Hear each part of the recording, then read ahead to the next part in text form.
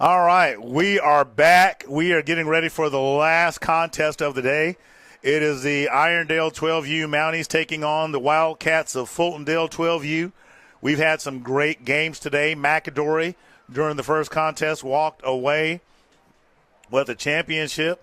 Hueytown managed to bag one in the second contest.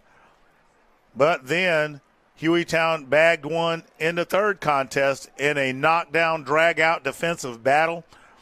Fultondale comes in completely loaded. I think they're the largest team in the league by what I could see by the count of kids.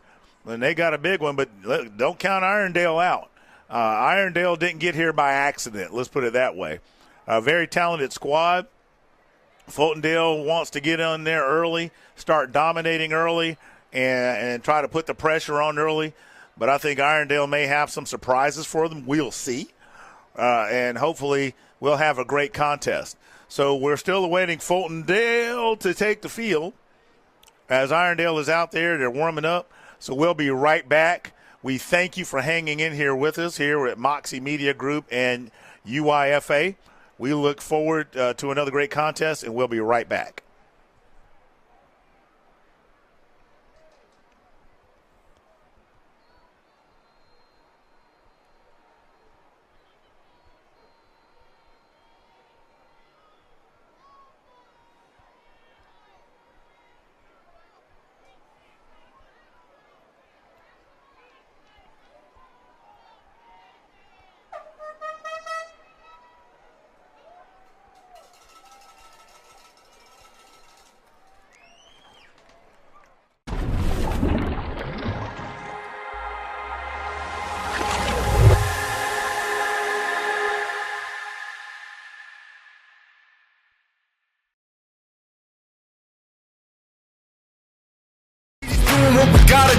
I put that crew on my shoulder, got a lot to lose. Yeah, going for that goalpost, blowing through the red when the road grows. Y'all know we ain't quitting when we so close, and the victory's really.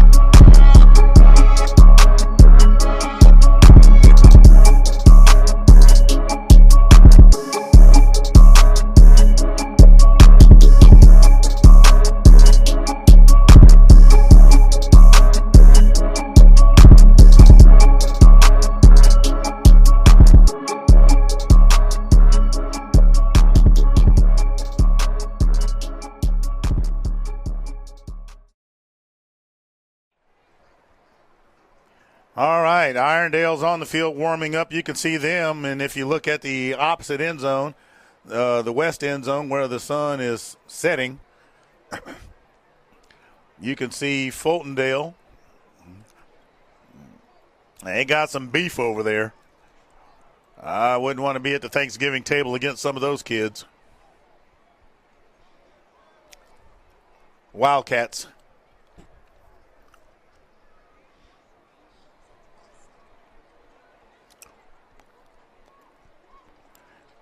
And so you got Irondale versus Fultondale, the battle of the Dales. The only one that ain't around here is Gardendale.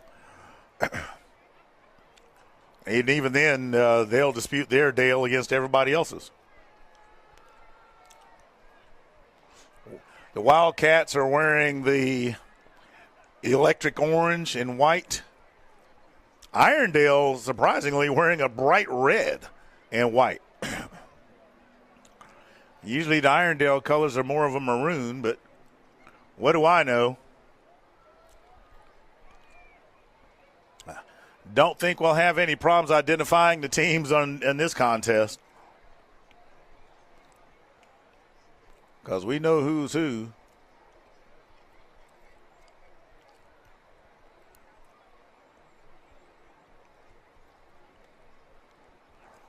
Well, yeah. And they're going through their warm-ups. We'll be right back.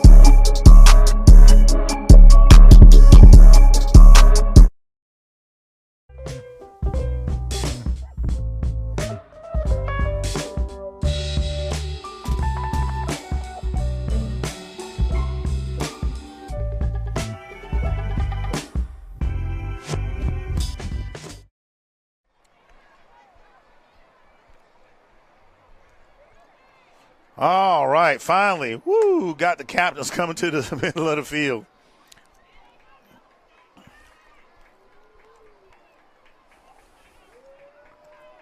That is a sizable Fultondale team. Irondale's going to have their work cut out for them for sure.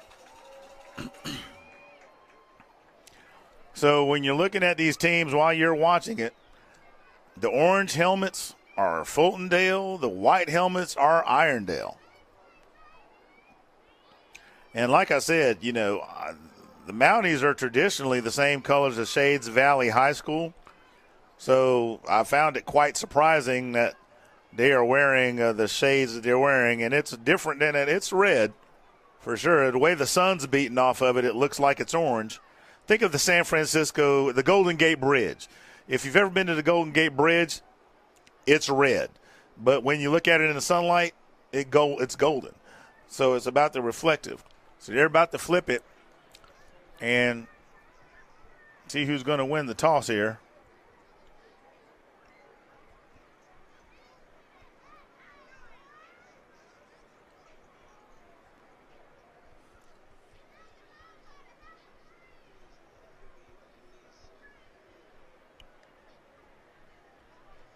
So they made the selection.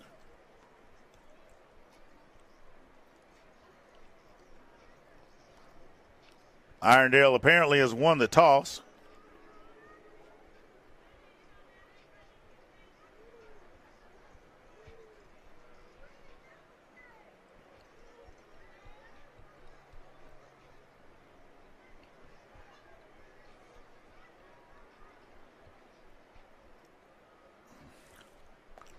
All right, Irondale is not wanting to face the sun, and I don't blame him a lick. Irondale elects to receive.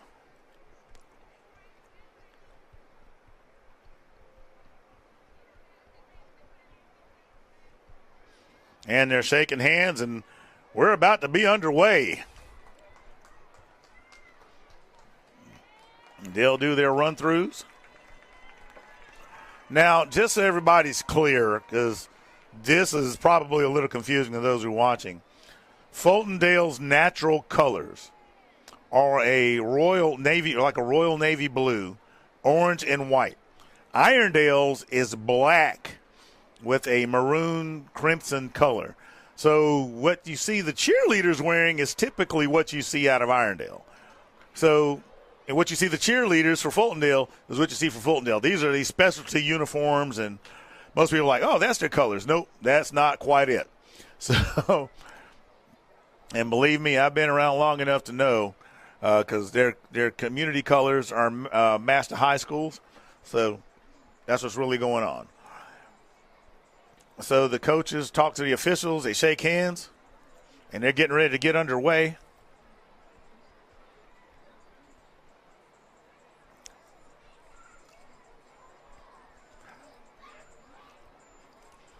I do have to admit, Fultondale showing up in a tour bus gave me the giggles.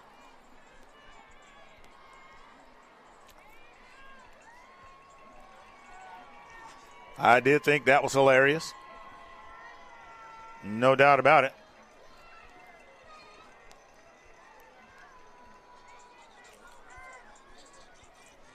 Irondale gets ready to head to their sideline.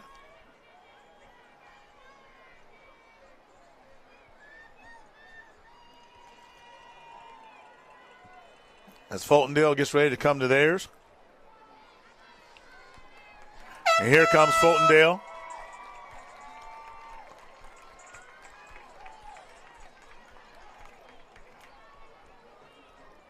Now, like I said, looking at them, you think it was a small middle school squad. But here's the thing, and a lot of people don't realize this. These kids are playing from somewhere everywhere. You know, these parents, a lot of times, they'll take their kid to wherever they think they got the best opportunity or anything else like that. I'm just calling it like it is, That's not necessarily, they don't play necessarily where they go to school, but that's rec league ball. So if you're able to put together yourself a squad, by gosh, you can do it. And Fultondale's managed to do just that. So here we go. We're about to be underway shortly. And if you look at the sideline, you can see some of that beef that Fultondale has playing for them. They remind me a little bit of a Pleasant Grove team of 2010, 2011. Look a little similar to that. So Fultondale is facing the sun. Fultondale going to kick off to Irondale. And we'll see what the Dale has to bring. Of course, that orange on white, or what they like to call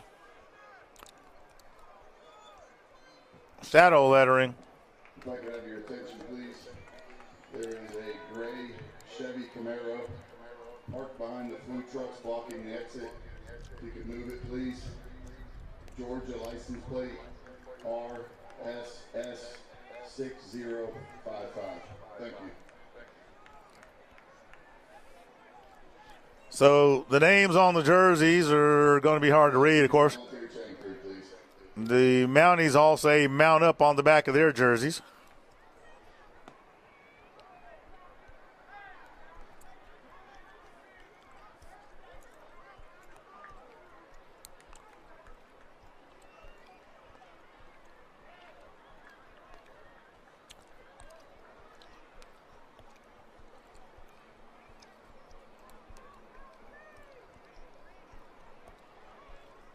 So we're about to be underway.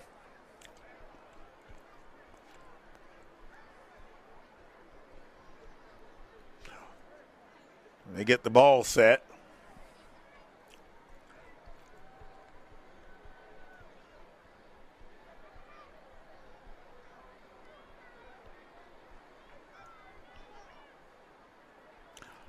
Think they're trying to get the clock going. Need somebody for the chain gang.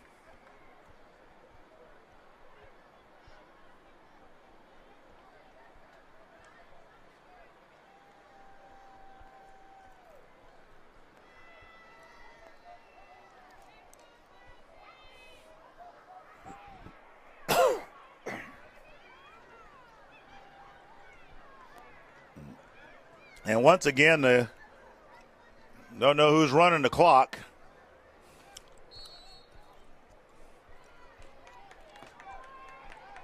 So there's the kick. Irondale obviously expected to be shallow. Big time block.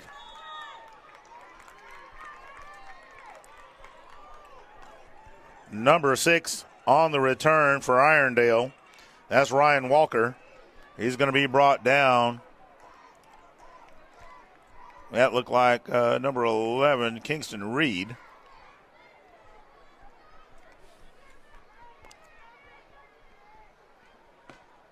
So short kick. Irondale will start the first drive of the contest inside Wildcat territory on the near hash mark. Ball is at the 47-yard line.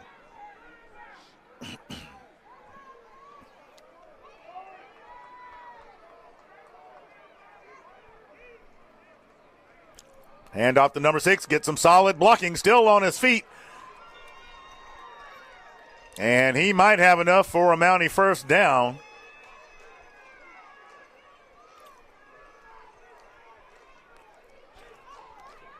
Number 6, Ryan Walker loses his shoe. We have an injury timeout, and we'll be right back.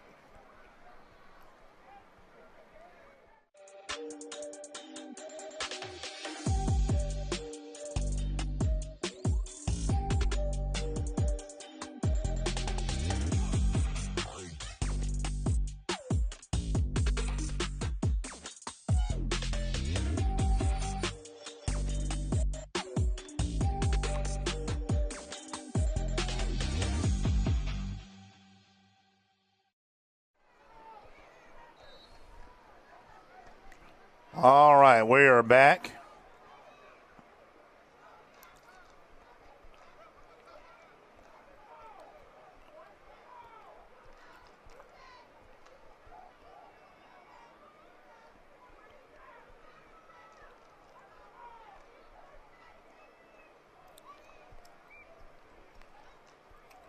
There's a snap. Number 5 keeps it himself. Secures the ball. A gain of 2. It'll be second down.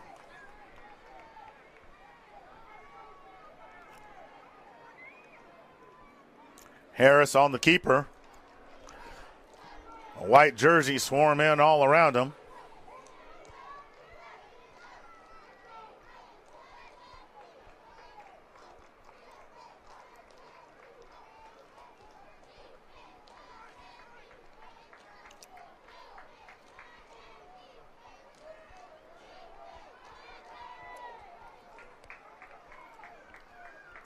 The direct snap, number 3, finds some room, does the seam off the tackle, and he's going to have enough for an Irondale first down.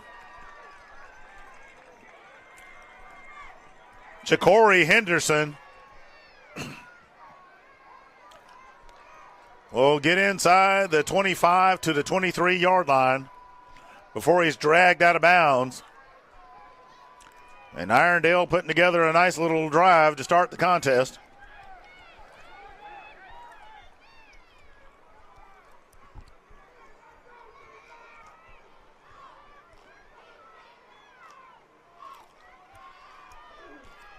Irondale continuing to matriculate up the field. They're going to get a couple out of that.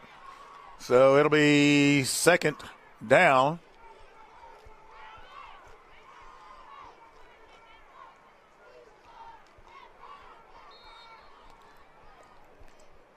Number 32, Deontay Thompson, getting in on that stop. And after the final spot, it's only a gain of 1, so it'll be second and 9. Ball is at the 22-yard line.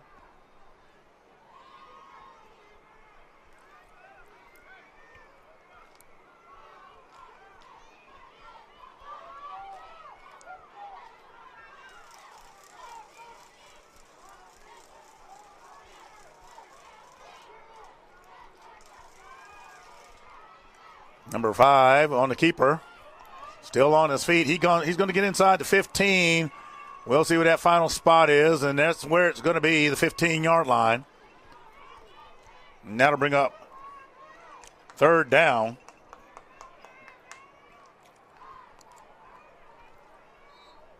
Harris, the ball carrier.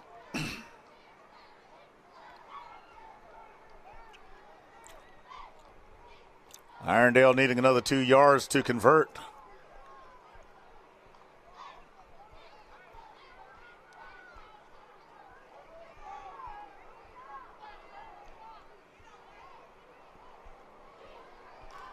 And they're going to have a first down in a little bit more. As once again, Harris finds some room to squeeze through, and they're going to be at the 10-yard line. It'll be first and goal to go for the Mounties. Fultondale defense not used to people slicing through them like that.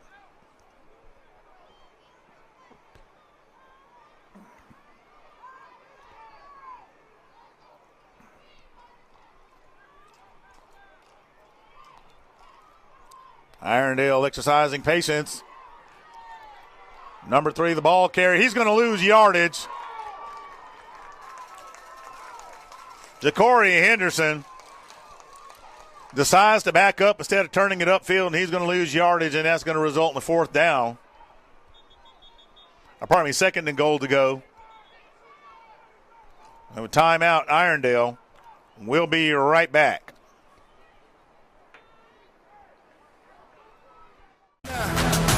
Turning up the amps right now. Yeah, looking at the champs right now. Y'all know we can stand that ground. Yeah, we looking at the champs. That's the attitude. Got a little something that I gotta prove. From the bottom, we just doing what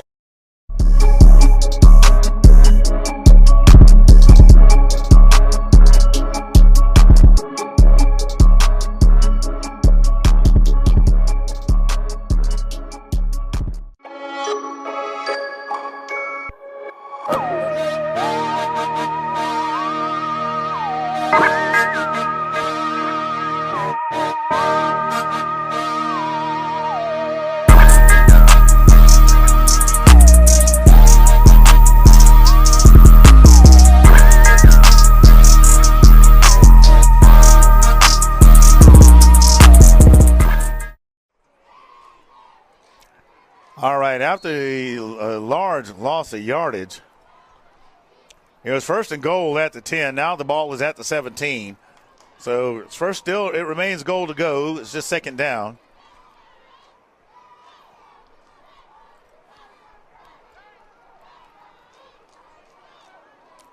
So what has happened, number 3 ran backwards instead of taking it up the field. Irondale, let's see what their solution is. They're going to put it in the air. That's a quick pass. Number 6 tries to find some room, trying to find his way, and the pile is moving, and the pile moves back to the 15-yard line. So the pass is complete to Ryan Walker. He's going to get to the 15-yard line, so it'll be third and goal to go. And looks like based on where the stick is, they're going to maybe back him up to the 16 or thereabouts. Now, at this age group, you might find yourself a kicker. Now, I don't know if they've done it, but I remember my old coaching days, we had a kid named Logan, and we called him the leg. So, yeah, it can happen. So let's see what Irondale comes up with, because the reality is it's either a touchdown or a turnover on downs. It is goal to go in third down. And he has an open man, and that pass is complete. Blown coverage. Irondale, patience in the pocket. How about that? Number 4, Ja'Cory Henderson. Number 4, Ja'Cory Henderson with the pass from Devin Harris, and it is a touchdown for Irondale.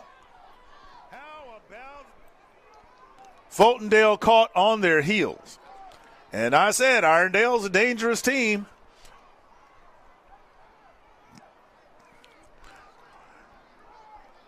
So let's see what the options are for the PAT.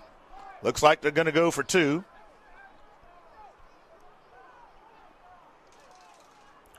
Number 5 looking for room, and he's going to squirt in. So Irondale jumps to an 8-0 lead with 2:06 remaining in the first quarter of play.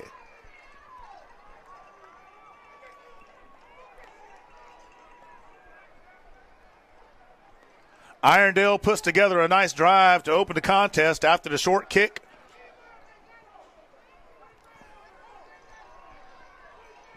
And Fultondale caught off guard. And I'm trying to recall a game where Fultondale may have been caught like this. I'd have to go back and look. But I don't recall one. So nonetheless, Irondale will be getting ready to kick off.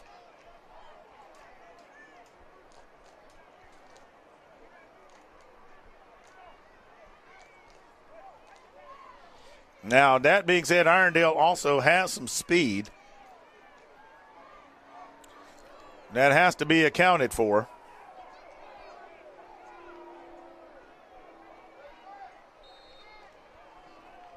Fultondale expecting a short kick as well. And the officials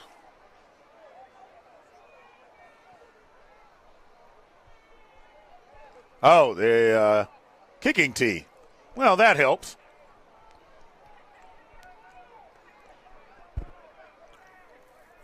I guess that's an option. I mean, now I've seen them lay it on the X on its side before and pooch it. So there's that.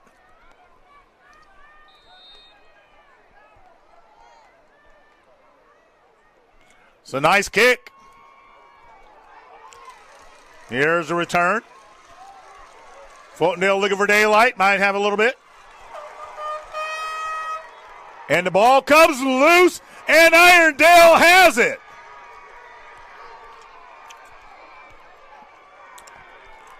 Special teams coming into play.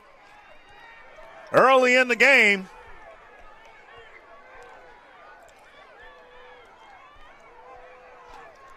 So here comes Irondale once again on offense.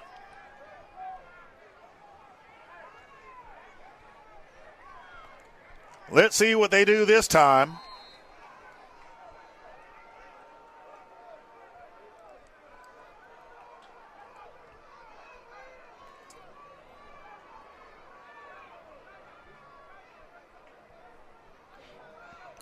Irondale gets to play. Flag. False start against Irondale. That'll cost them 5 yards. So that'll put the ball at the 49.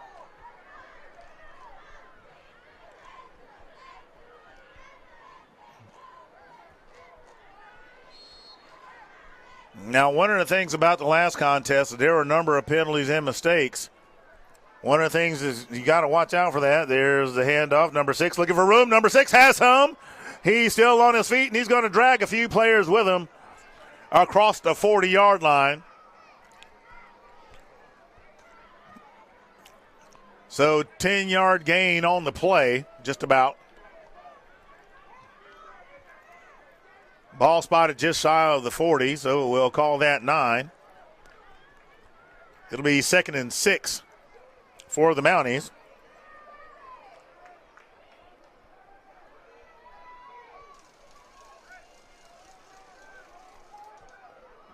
Mounties getting lined up, talking to each other. Shotgun formation. There's the snap. And they take off once again. Number 3 has room. One man to beat. Gives a stiff arm before he's brought down out of bounds. Bringing him down, number 17 for Fultondale, and that is Rondraquez White. Number 3, Ja'Cory Henderson, getting Irondale back into 1st and goal to go position. They're going to call him out at the 9-yard line. Number 6 carrying it once again, being patient, breaking tackles. He's going to get inside the 5. There's a big push. They're still moving. And they finally blow the whistle at the 4-yard line. So it'll be 2nd and goal to go for the Mounties.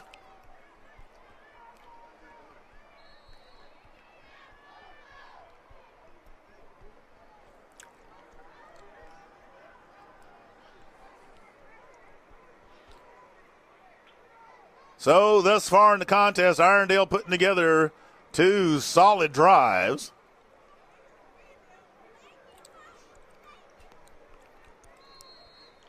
To start the contest.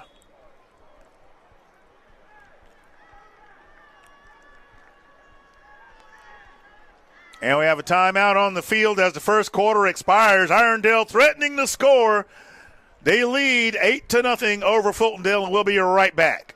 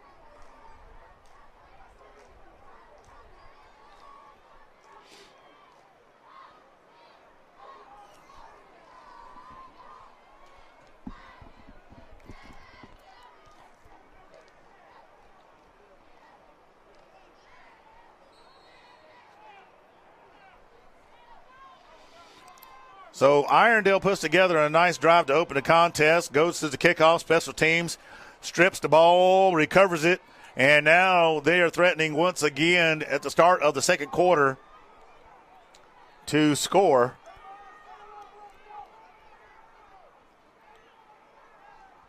Here's the give, there's the handoff. Number 6 finds his way inside, still on his feet, and he's going to get to the 2-yard line or just inside of it. very patient runner. That kid has a future as long as he continues to run like that, following his blockers, taking what is given to him. 3rd and goal to go for Irondale, chewing up the clock, meticulously driving down the field, hoping to make something out of this drive here. I'm telling you, I got to stand up for this. This is something else.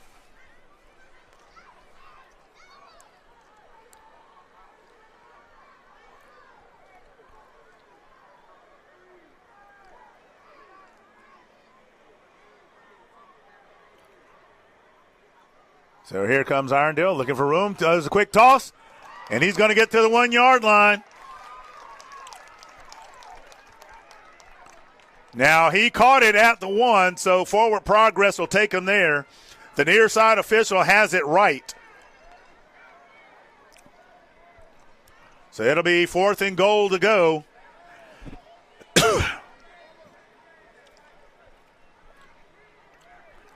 So 4th and goal to go. Ball is at the 1.5, thereabouts. Fultondale desperately wanting a stop here.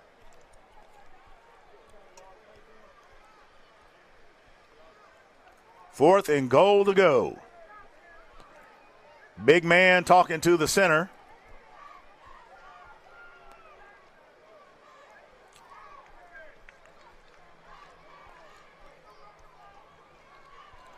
They have the ball spotted at the 2, but I'm telling you, the near side official had it right the first time. That ball should be at the 1. And Irondale calls a timeout. We'll be right back, folks, as we get ready to find out what's going to happen with this play.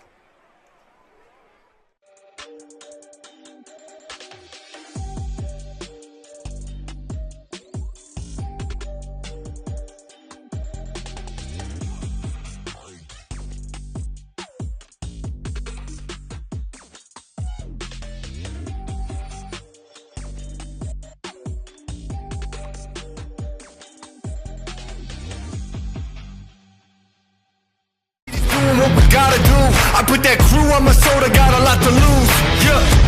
Going for that goalpost, blowing through the red when the road closed. Y'all know, we ain't quitting when we so close, and the victory's really.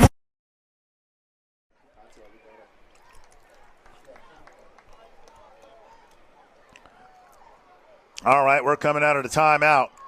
Now, this is going to be interesting. Well, I fully expect Fultondale to jam the box, but you got to keep in mind that Irondale is not afraid to throw it. They look to be pretty nifty at it.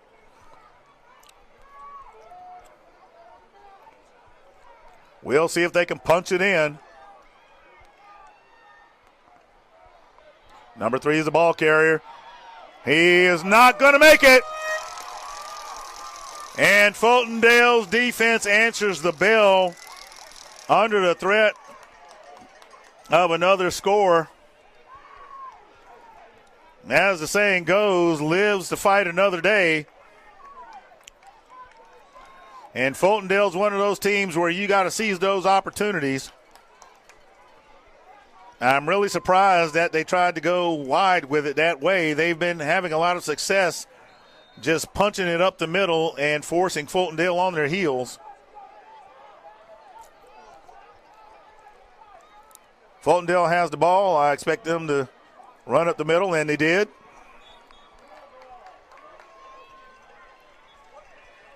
It's a flag on the field.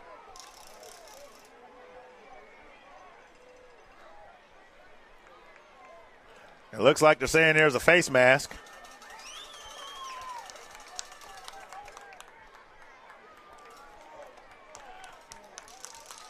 And that is the garden variety face mask, incidental contact. Not quite enough to give them a first down. And since it happens at the point of the foul, that makes life a little bit easier for Fultondale, so it'll be 2nd and 4.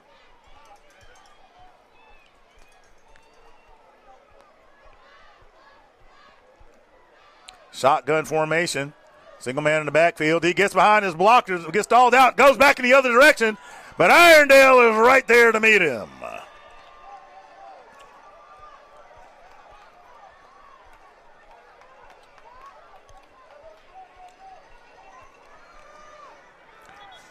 Number 3, Ja'Cory Henderson and Cameron Harris are Johnny on the spot.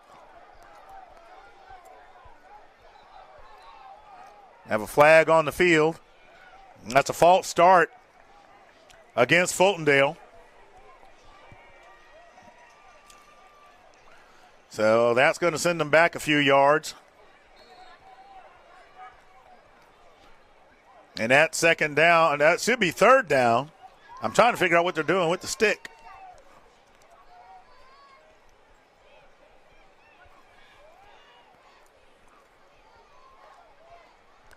Fultondale puts it in the air, looking for a lot of room, and it's overthrown and falls incomplete.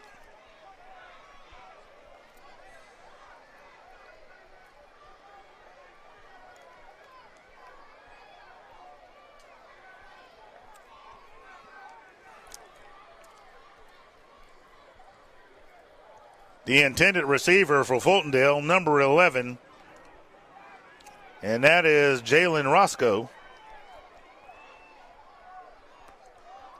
They put it in the air once again, and that falls incomplete. But that'll bring up fourth down, and Irondale's defense gets the job done. So we'll see what Fultondale chooses to do here.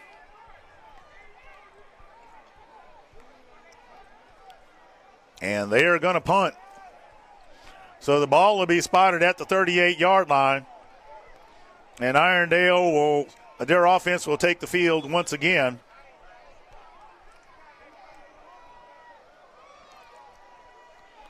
And they're bringing the coaches out.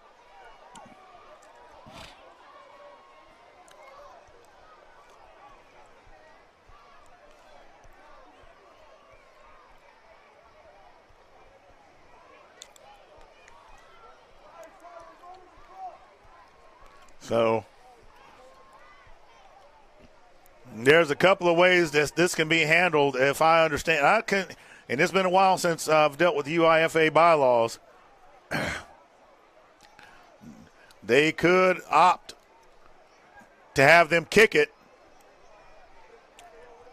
or walk it off, but the coaches have to agree on the walk-off. So Fultondale will have to punt it the old-fashioned way.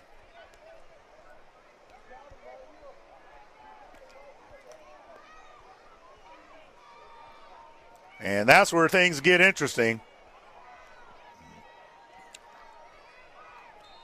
Because if you can't punt it, you better try to make it. Irondale is going to take a timeout. There's some things to kind of figure out here, so we'll be right back while they sort this out.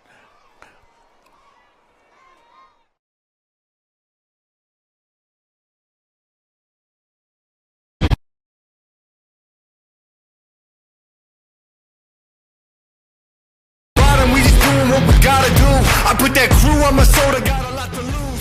Yeah, going for that goalpost, blowing through the red when the road closed. Y'all know we ain't quitting when we so close, and the victory's really.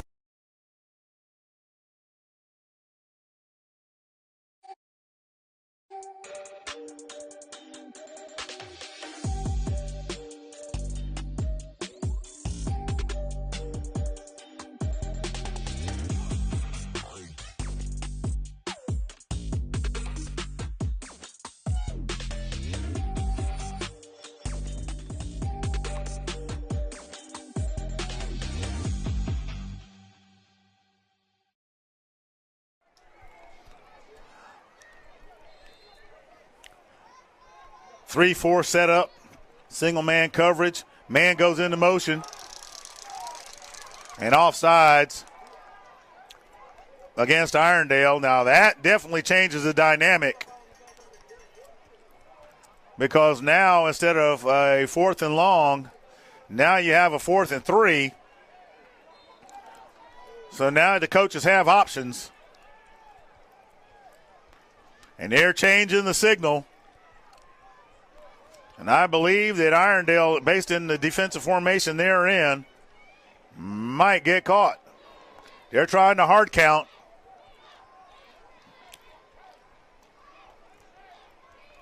Play clock continues to wind down. They don't want to get a delay of game here. And Fultondale is going to take a timeout. We'll be right back. A game of mental chess going on between these two squads.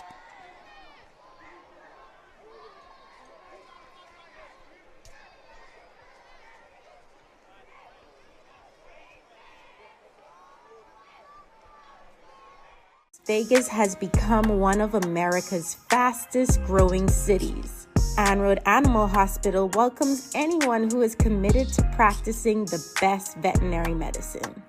We hold ourselves to the highest of medical standards and remain accountable for ensuring that clients and their pets receive optimal service and care.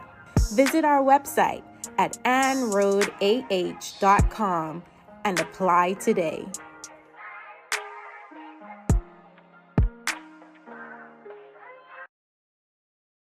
Oh, yeah, the advertisements. All right, we're back. And it looks like at the end of the day, after all of that, they punt it. So here we go. So Irondale will take over. As a result of the penalty, it goes back just a little bit further. The ball is spotted at the 44-yard line.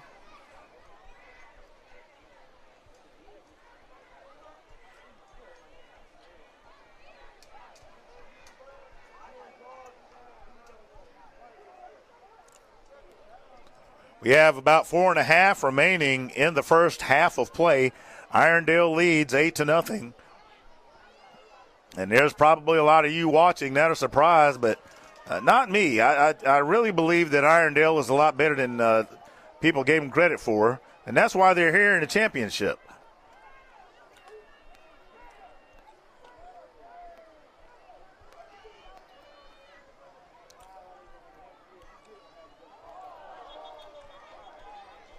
So we got some movement up front.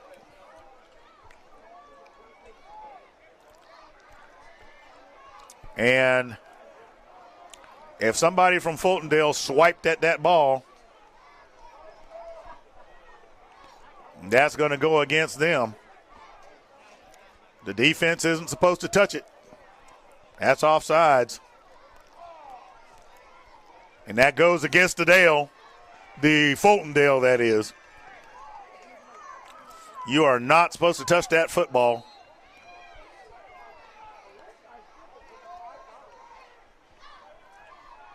And while each team is all about turnovers, you can't do that.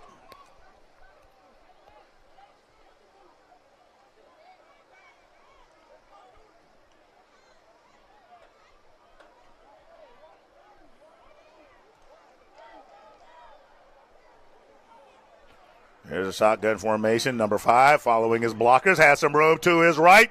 Stretches it out. Accelerates. And he's going to go down just shy of the 25. He'll get to the 26-yard line.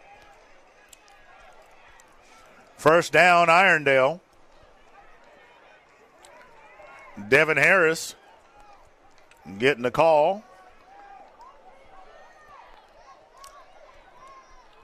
Clock continues to run. Irondale are just happy to matriculate down the field, allowing the clock to continue to go.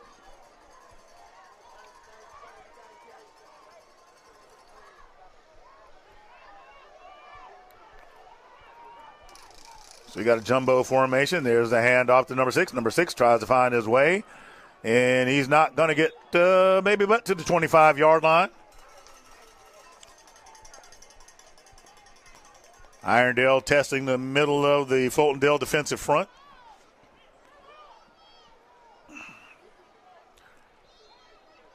One of the first ones to greet him up the middle.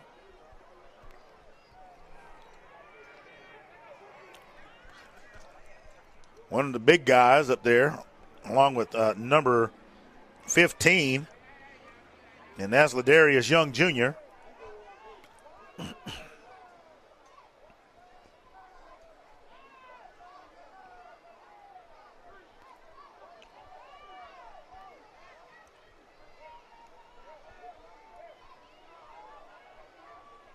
Fultondale showing blitz. That pass intended for Cameron Harris falls incomplete. That'll bring up third down.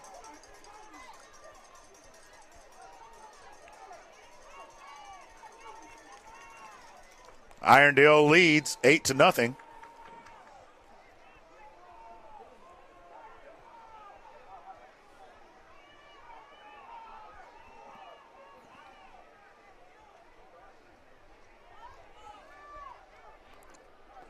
Irondale letting the clock continue to run. Oh, no. Well, it's an incomplete pass, so the clock is not running. Irondale very patient. I don't know who has the light key, but we're going to need it.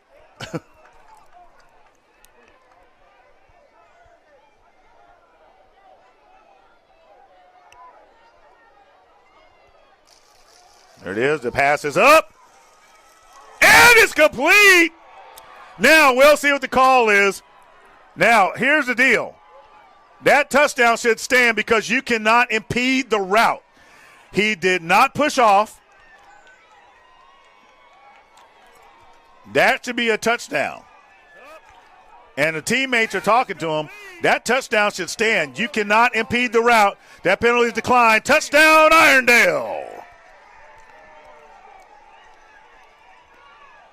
Irondale having their way with the Wildcats. And this is a surprise to me, folks. I didn't expect it to be like this. I expected a contest.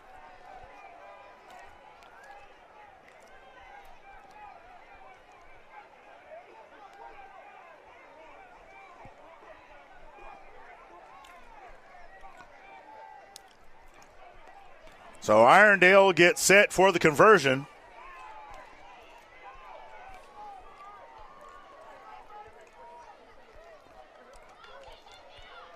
There's the jump pass, and it's, in and out of the hands of Christian Delamus.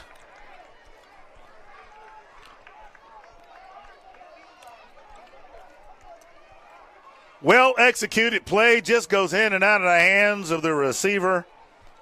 We'll see if that comes back to haunt him.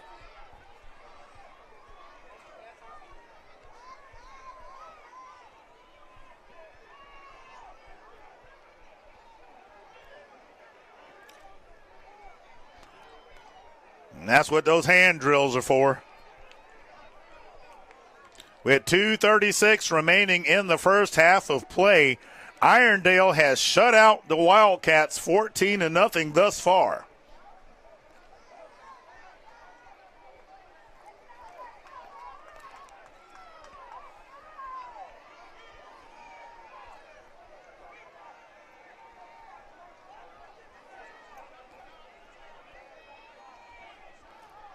Fultondale gets set to receive the kick.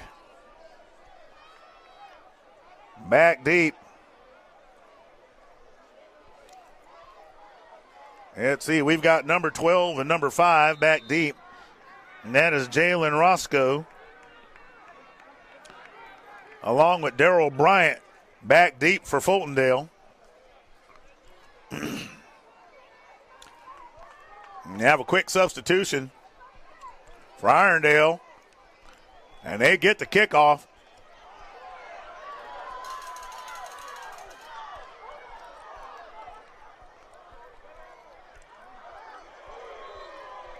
And a big stick by the Irondale defense. Number 36 came in there with a purpose.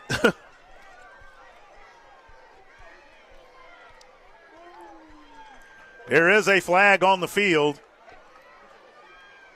and that is against Fultondale.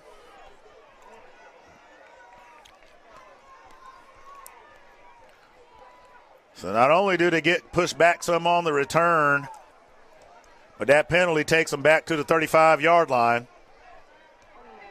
And that was holding.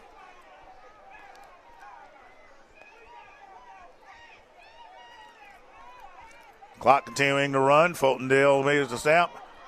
Number 4 running around the end. And that is Remington Say running for Fultondale. A nice job on that play. 8-yard gain. It'll be second. Make that 7-yard gain. It'll be 2nd and 3.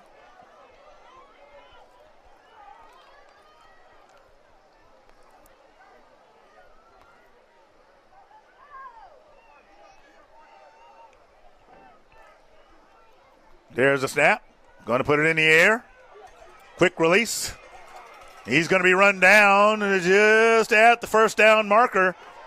That's probably going to move the sticks, folks. And, yep, that's the signal from the officials. It is a first down.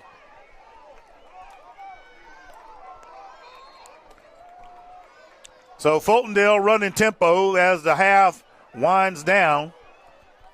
They do get the ball back at the start of the second half, so they want to try to make something happen quickly. Clock continues to run.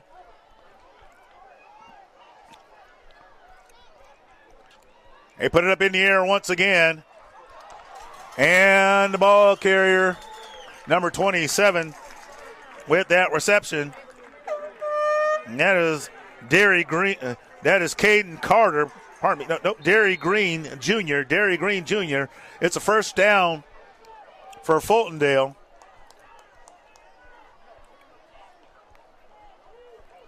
Once again, the quick release, number 5 with the reception. Breaks some tackles, goes backwards. Tries to find some room before he's brought down. He's not out of bounds. The clock continues to run. Fultondale continuing to run tempo on the play. We have an injured player. We got an injury timeout. Fultondale.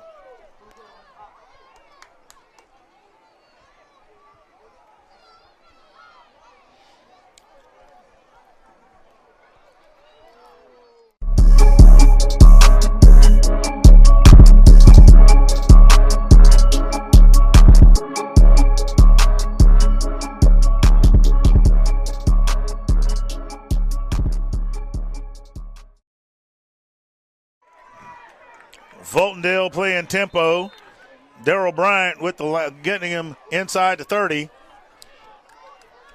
Irondale catches a breather due to the injury. Number 7 puts it back in the air.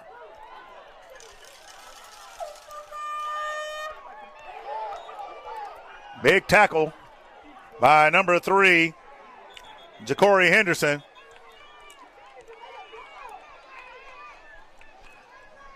And with 24 seconds on the clock, the Wildcats are going to take a timeout. They're down 14-0 and don't want to enter the half that way.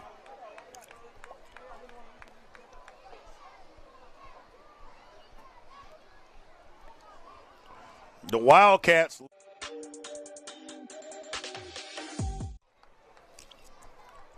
No, no, they're back out. Fultondale's back out there. The Wildcats looking to make something happen before the half ends.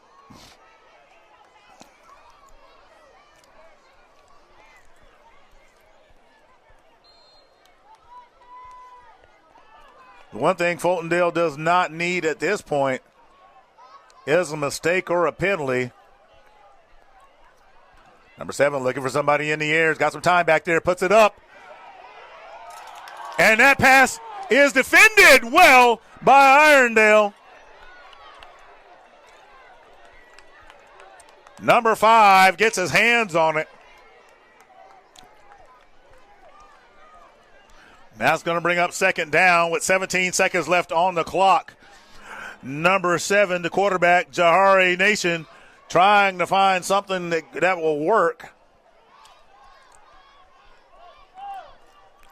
Thought they had something on the fade route, well defended by Irondale.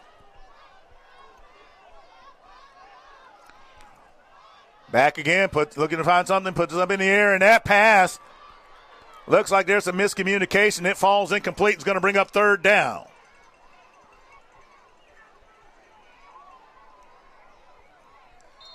"13 seconds on the clock.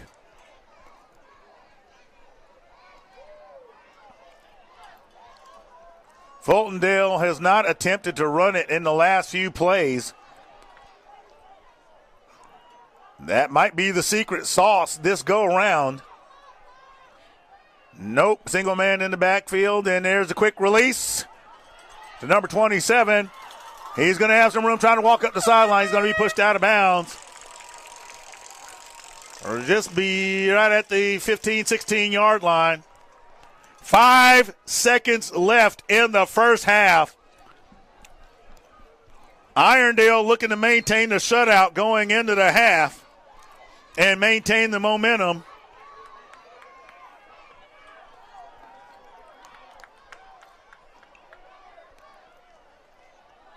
They're looking for the play from the sideline. And there seems to be some confusion. And have a timeout, Fultondale. Now, before we go to commercial, because we're about to go to the half, let's talk about this scenario here. Irondale has defended the pass well. The quick release has worked for Fultondale to this point. It's gotten them yards that they need. However, the speed of Irondale has been able to catch them. And so they're not getting a ton of yardage out of it, but they're getting effective yardage out of it. They've got to get 15 yards to get into the end zone. They don't want to go into half without a score because that gives Irondale momentum. They need something positive going in there, knowing that they're going to get the ball back at the beginning of the second half, because this opportunity here also sets them up that if they do score and they say they make the extra point, or even if they do miss the extra point, they're only down 8 at most. So this is a critical spot right here. Here we go. Puts it in the air. And it is beyond the receiver. And the clock is at 0. That'll do it for the first half, folks. That is it. And we are going to go to halftime with the Irondale Mounties leading the Fultondale Wildcats 14-0.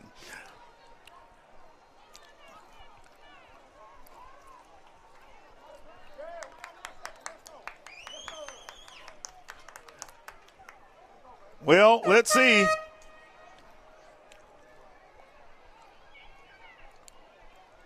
They're looking for 1 second. Now, I guarantee the Irondale coaches are going to have some questions about that one as to why there's a second on the clock.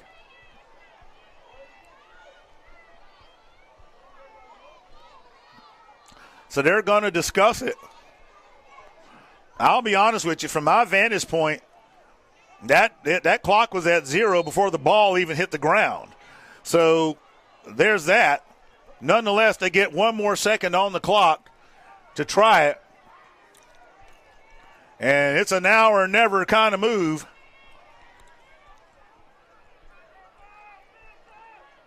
So he's looking, trying to find the open receiver. Can't find anybody. Everybody's covered. Looks for somebody in the back, and he has him. Touchdown, Fultondale.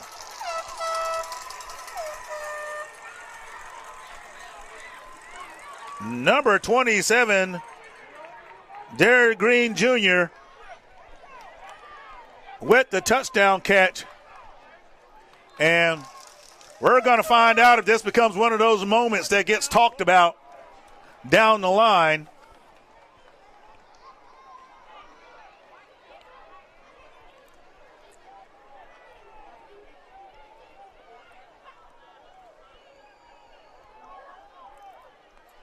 There's the pitch.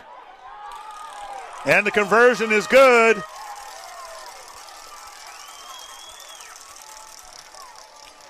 So Fultondale gets on the board to end the half. The story right now of the contest is not only Irondale's performance, but that 1 second on the clock. That's probably the two biggest takeaways from this game. Irondale playing solid defense. Offense is clicking. Irondale is playing solid defense. Offense is clicking. But 1 second. So you have that, and the dispute as to whether it was zero or not, that could be a discussion for another day. We'll see how it goes. We're going to go to halftime, and we'll be right back.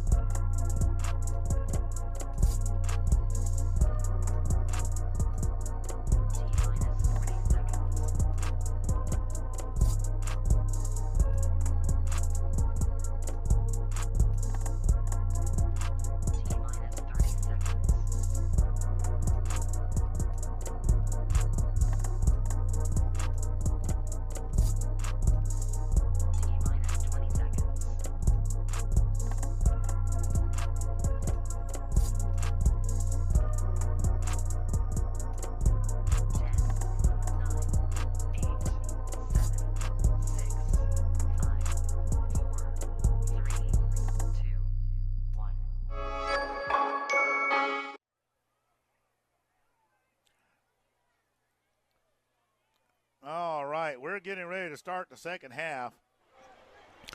As I noted to you, Fultondale gets the ball to start the third quarter. The story of the game outside of Irondale's performance in the first half is the 1 second.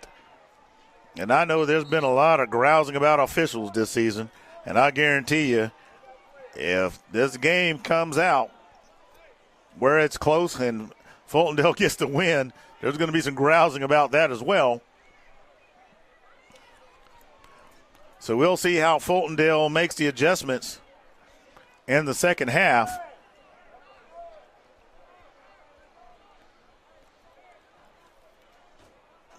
Against the Mounties, and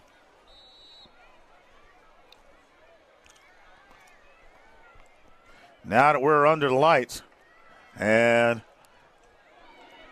that kick is being returned.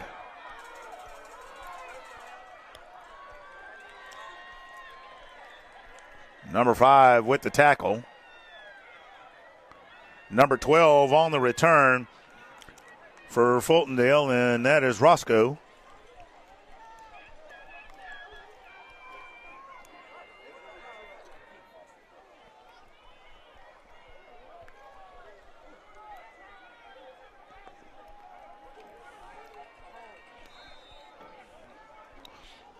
Fultondale's probably got to believe they can have some success in the air against Irondale. Irondale's able to defend a pass, shotgun formation. There's the handoff. And Fultondale has a little room under the middle, up the middle. Number 3 is going to bring him down. Number 1's the ball carrier. And that is Anthony Brown Jr. That's going to move the sticks. Fultondale comes out swinging with a first down. Ball's at the 45-yard line. And Fultondale is going to continue to punch it. This time it's number 27 handling the chores, and that is Green.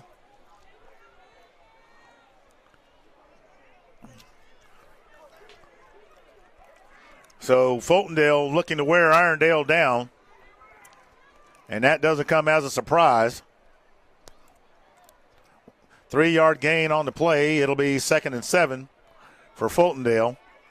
They're letting the clock run a little bit. And there's a keeper. He's going to be short of a first down. He'll get to the 37-yard line.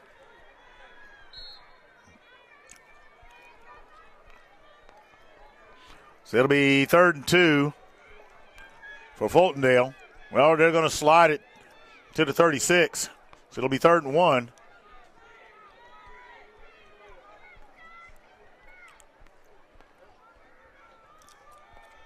Irondale gets lined up.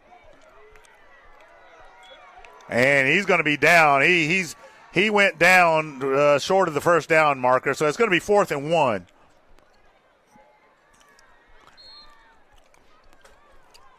Ball is at the 36-yard line. So this is going to be a huge down for Irondale. This could be interesting here. We'll see what comes of it. You got 4 wide, single man in the backfield. Ooh, false start. Wow. So it's now 4th and 6. Costly mistake by the Wildcats. So now the ball is at the 41-yard line. It's now at the 41 due to the penalty.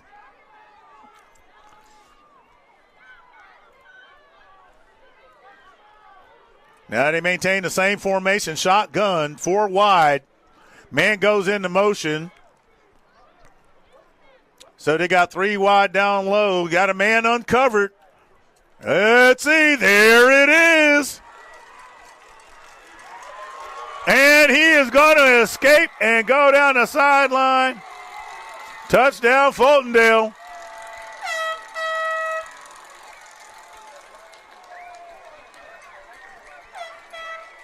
Let's go to the replay. Fultondale puts the man in motion, makes the adjustment. Irondale does not pay attention and leaves him uncovered, and it leads to the Fultondale score. And Fultondale has an opportunity to take the lead with the conversion.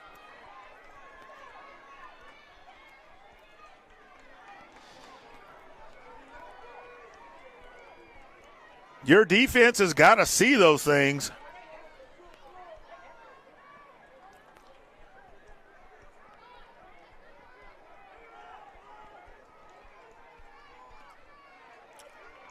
There's the toss, and that conversion is no good.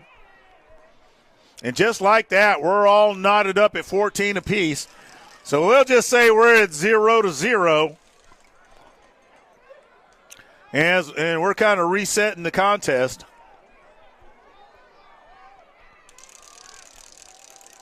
Irondale coaches have got to be doing the face palm maneuver. Watching that young man go into motion and no adjustment by the defense at all to deal with the uncovered man.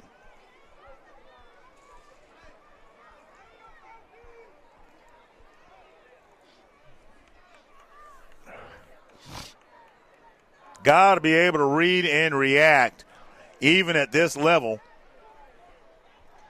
So Fultondale comes out and gets ready to kick off. And remember what we talked about, momentum change, momentum swings, momentum shifts. This is carrying over from the end of the first half.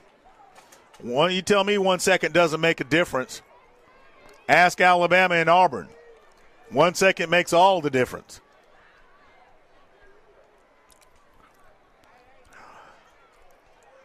So Irondale gets set to receive. Fultondale gets ready to kick.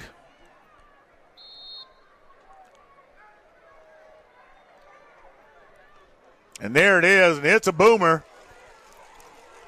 And he retrieves it. Let's see if he can accelerate out of there.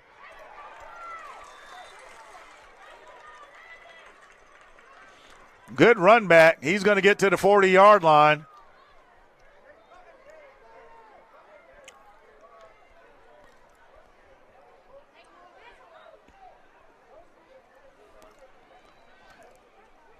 So let's see how Irondale responds to the last series.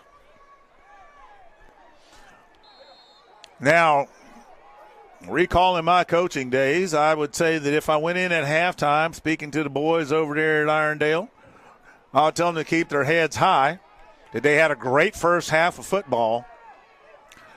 Don't change too much of what they're doing because what they're doing works. See what Fultondale's doing to adapt and make sure that you would act accordingly.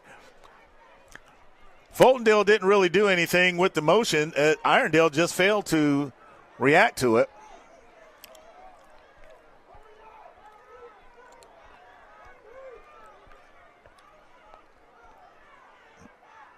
So jumbo formation, fakes the handoff, turns back upfield, and he's not going to get much of anything. He'll get a yard out of it.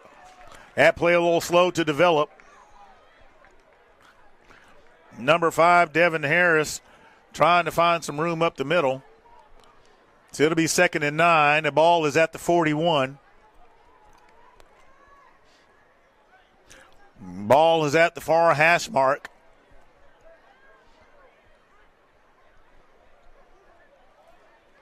Now, Fultondale arrived on a charter bus. I don't know if Southeastern Stages is still lurking, or Klein Tours is hanging around somewhere to take them home.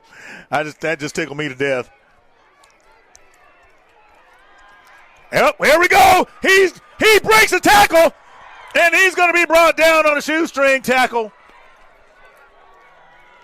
Wow, number 5, Harris, is going to get well into Fultondale territory. Irondale not showing any quit.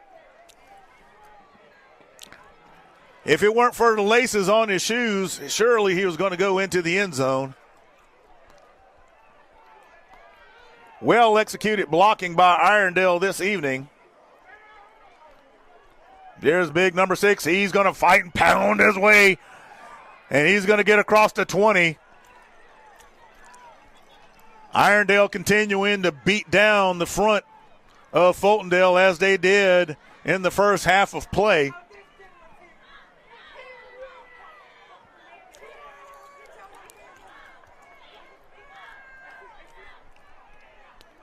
Irondale remaining confident.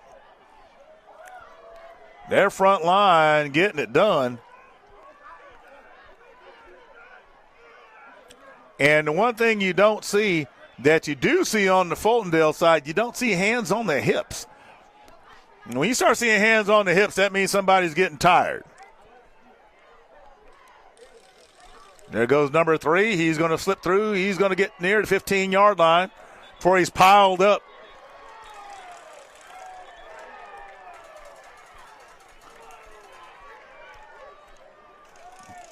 So they'll spot it at the 16-yard line. And it'll be 2nd and 6 for the Mounties. Clock continuing to run. We're about 2 minutes remaining in the third quarter. Physical contest.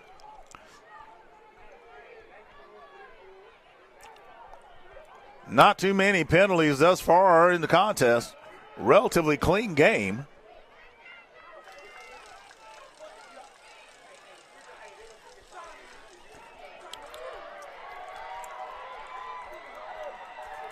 And Fultondale gets penetration, and that's going to cost them. I'm saying Irondale, that's going to cost them about 5 yards. So the ball will go back to the 21. And it'll be 3rd and 11 for Irondale.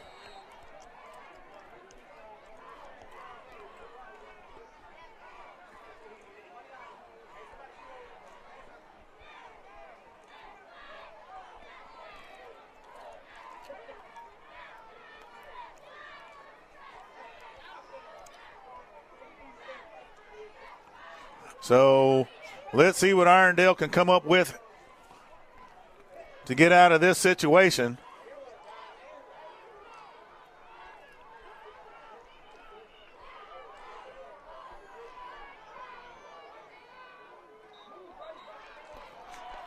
And we got a flag on the field. False start.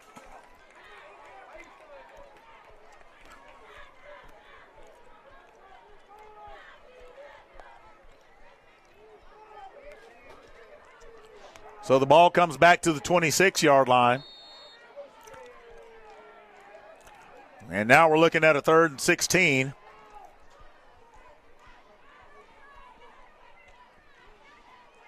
It's at these moments of the game you want to avoid those mistakes.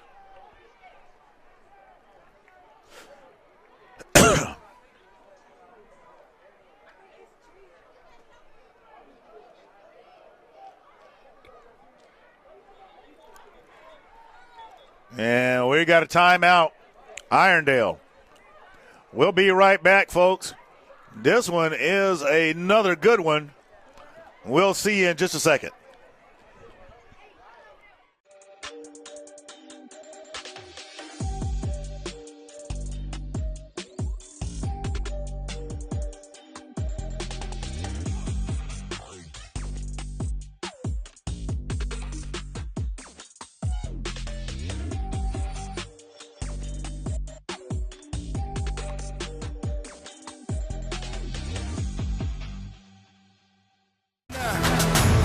Up the amps right now. Yeah, looking at the champs right now. Y'all know we can stand that ground. You been looking at the champ. That's the attitude. Got a little something that I gotta prove. From the bottom, we just doing. All right, we're back live. Irondale trying to get into position to threaten, but penalties have knocked them back approximately 10 yards. And now they're looking at a 3rd and 16 just to get a first down, let alone attempt to get into the end zone. Was putting together a nice drive before it stalled due to those errors.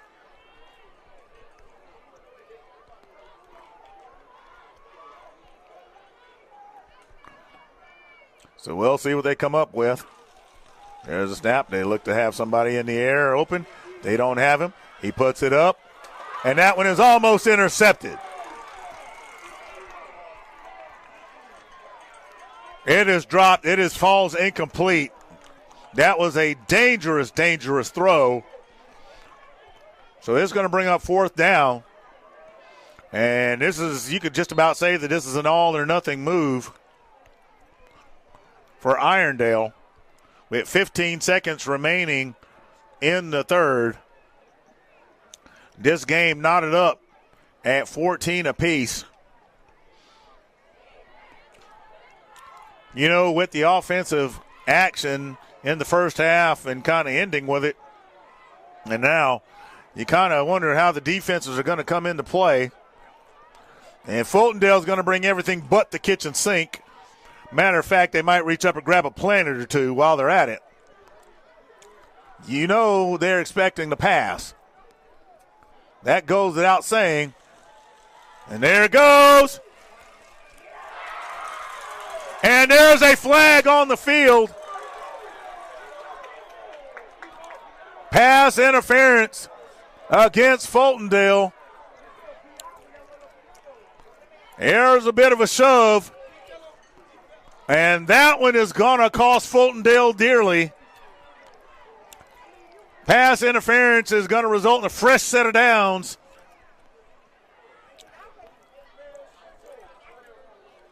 And we've got an injured player on the field. We'll be right back.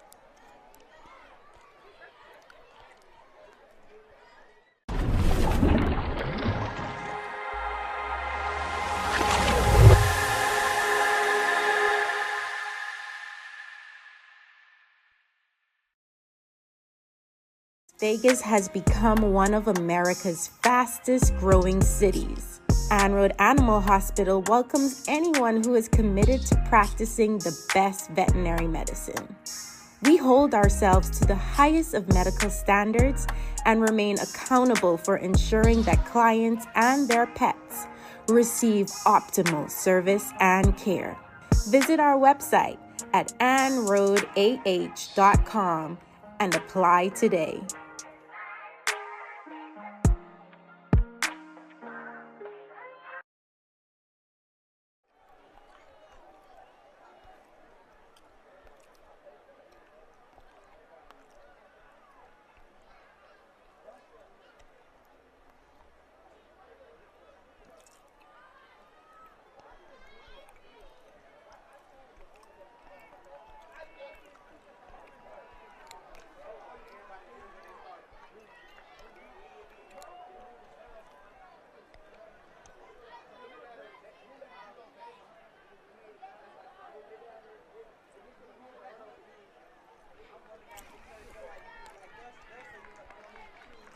All right, folks, and we're coming back.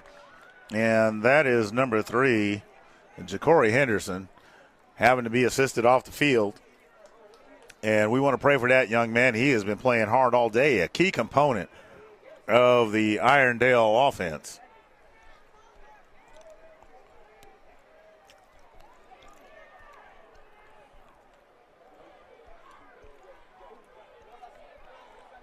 So I think the official was trying to explain to him how on the interference call they didn't get a fresh set of downs. Usually interference call is automatic first. And Irondale's going to take a timeout.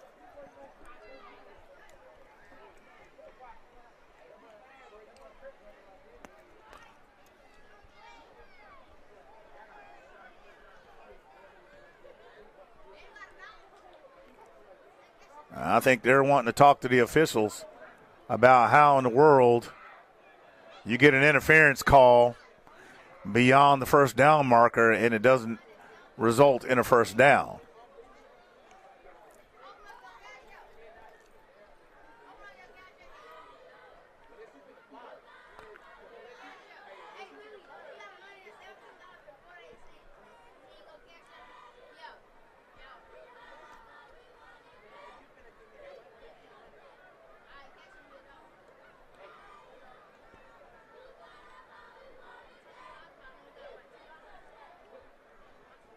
It appears that based on where the down and distance marker is, it's almost being treated like a spot foul.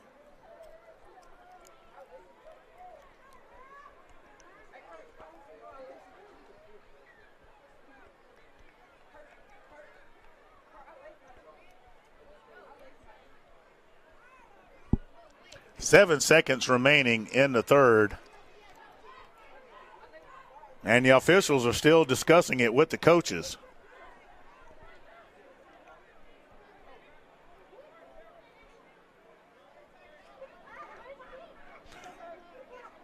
It was 4th and 16 for Irondale.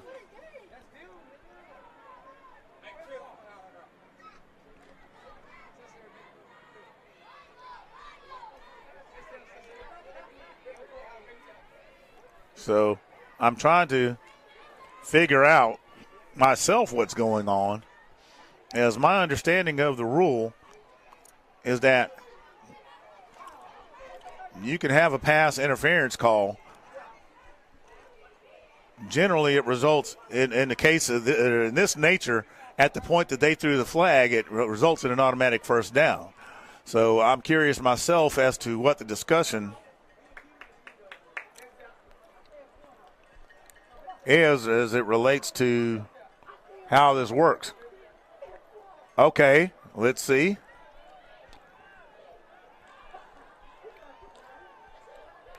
The head official is back out there.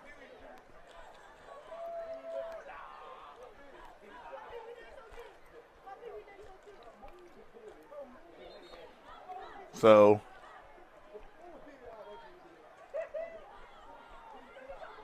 there's going to be a lot of discussion about some of the calls, and that 1 second is one. And this PI call is going to be another.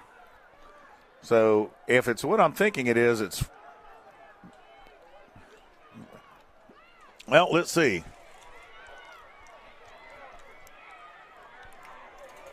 Well, if the concern was them needing to get a first down, they got it. So that takes care of that.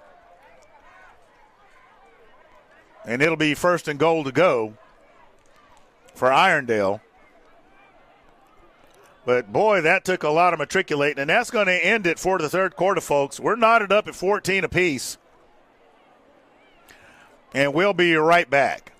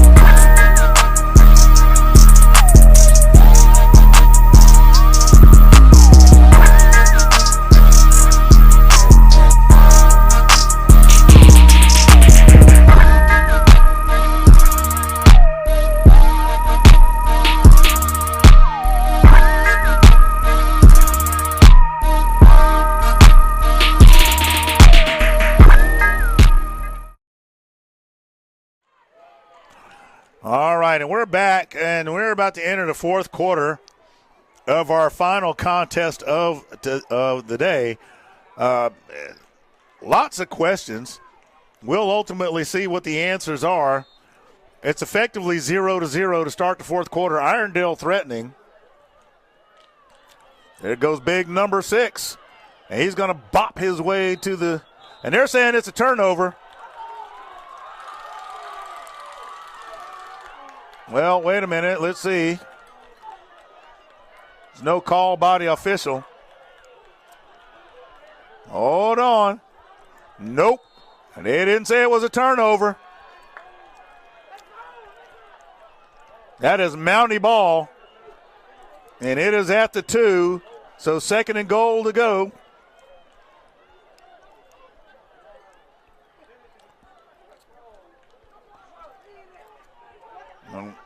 We have a timeout by Fultondale.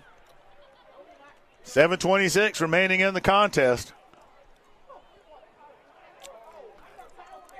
I promise you, Fultondale was not expecting this evening.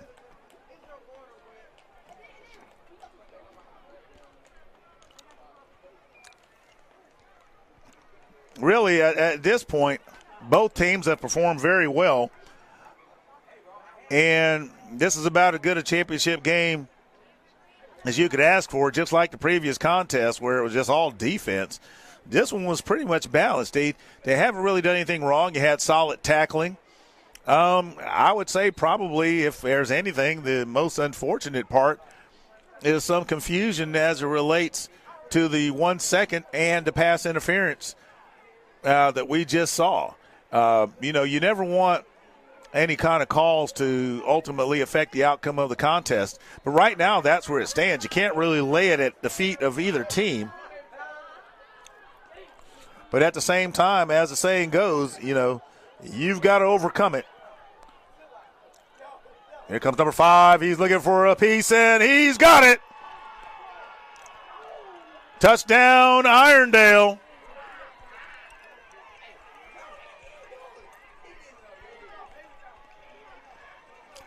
This conversion is going to be huge.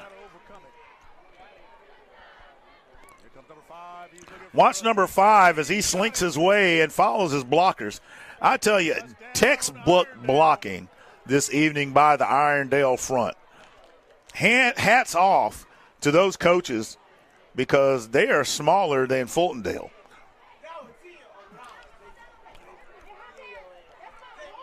So let's see how the conversion goes, because that could be all the difference in the world. Anytime you miss those 2 points, it can come back to haunt you.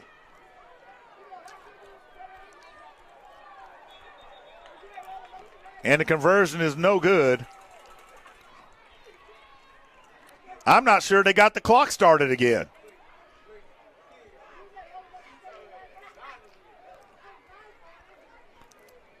I could have swore that clock was at 7:21 when they were having that long discussion.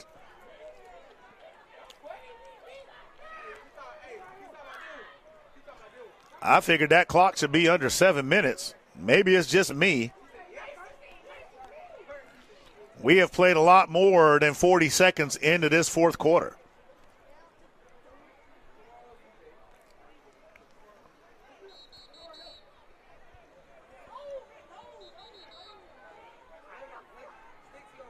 So the teams are going to get set for the kickoff.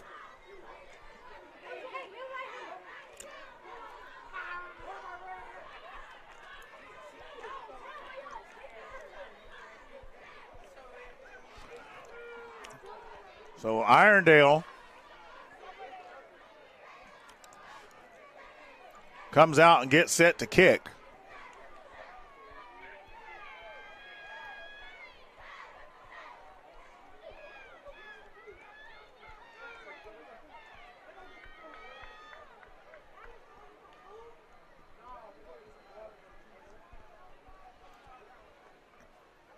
Now we'll see how Fultondale answers. Actually, we're going to see how both teams respond. We'll see what the Irondale defense does. Fultondale has found some things that they can take advantage of with the Irondale defense, using motion and misdirection. That ball takes a hop.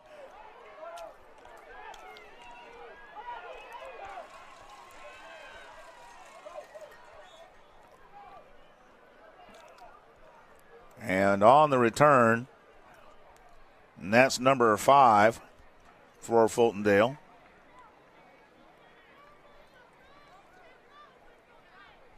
That's Darrell Bryant. And he'll get to the 43-yard line.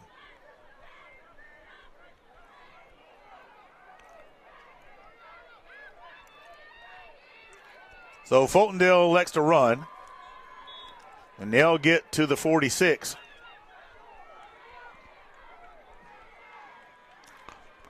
Clock continuing to wind down.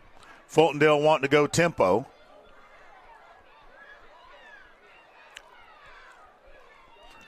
I have a feeling that at some point Fultondale is going to want to go to the air and strike. Have a flag on the field. It's a false start against Fultondale, so that 2-yard gain is negated. And it'll now be 2nd and 13. And the ball will go to the 40-yard line.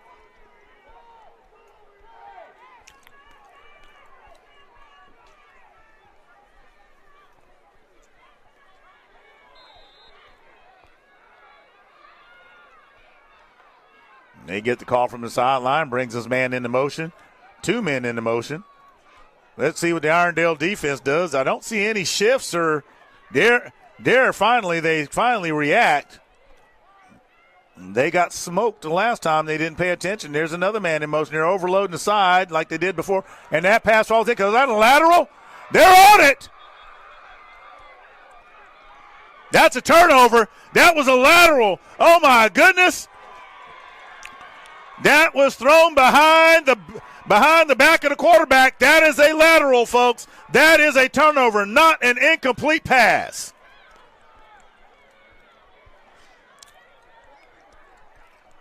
Irondale declines the penalty. There was holding, but they're going to decline that.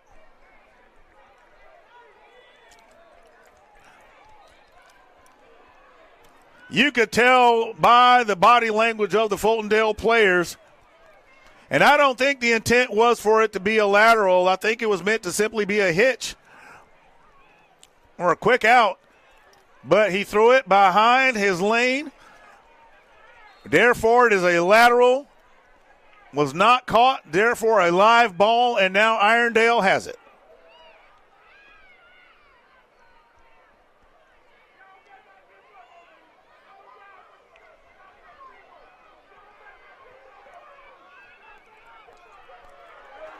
Fultondale defense answering the bell.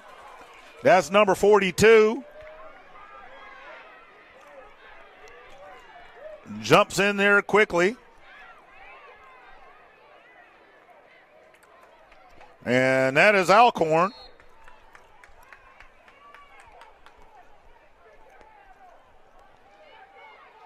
Loss of 2 on the play. It's 2nd and 12. 2 well-coached teams on the field tonight.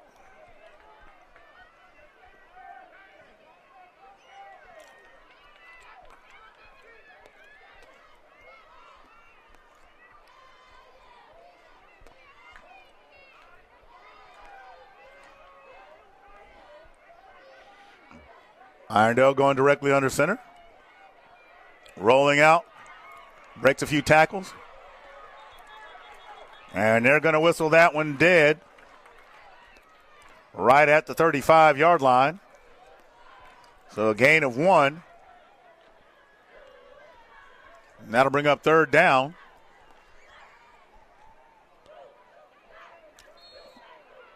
Irondale going to need 11 to keep the sticks moving and the clock moving.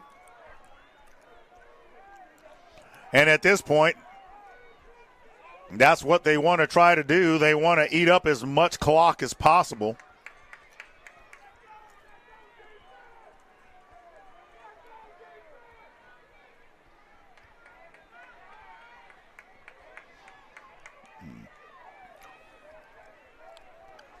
So we shall see what happens on this next play. They have a single man out wide. Fultondale has pretty much loaded the box.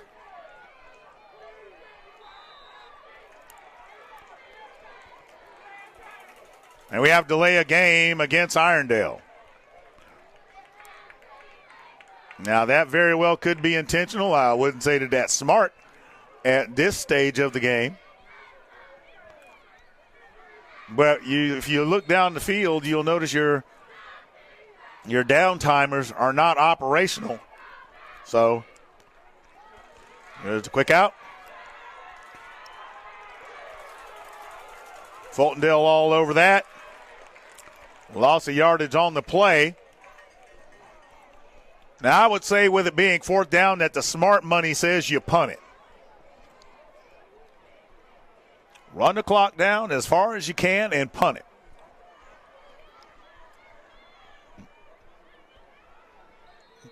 What you do not want to do is something crazy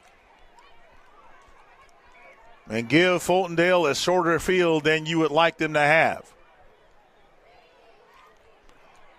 You're in a 4th and very long situation. In this case, 4th and 18.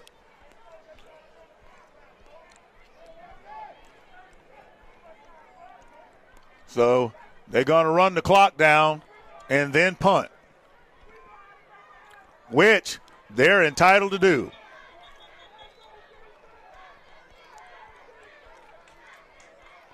And Irondale calls the timeout.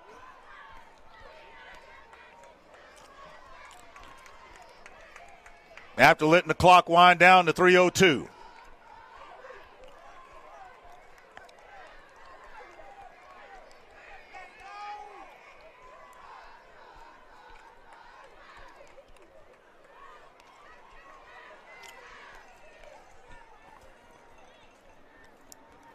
So here's what we're looking at.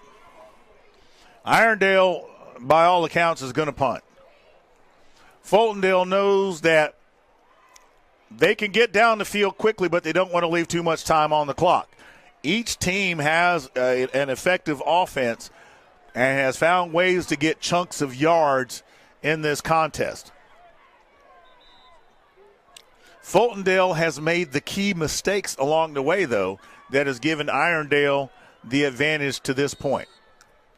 That 1 second that we talked about at the end of the first half now comes into play. Theoretically, it could be 20-6. Theoretically, it could be 14-6. But either way, there was a momentum shift. So credit to Irondale for keeping their heads in it and maintaining control. Now, I do not understand this for the life of me. I would absolutely punt the ball.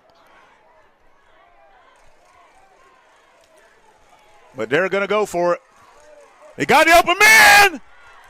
Oh, and it falls incomplete. So I was wrong on one sense because he had the open man. But now Fultondale has the shorter field to work with.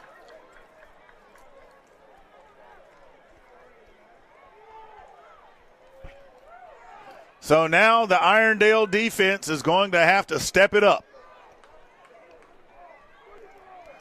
They're going to have to pay attention.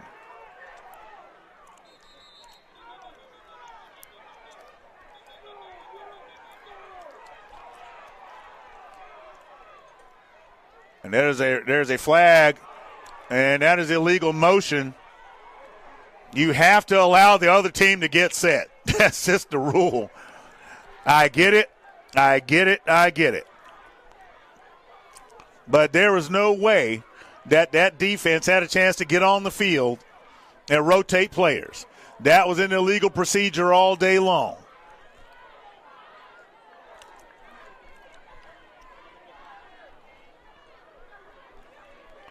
You have to give the defense an opportunity and to move players in and out of the field. You have to do that.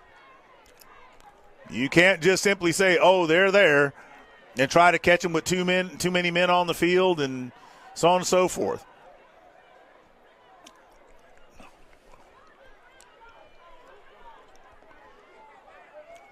And I guarantee you, their coach is going to try to make the argument, but that's not going to work.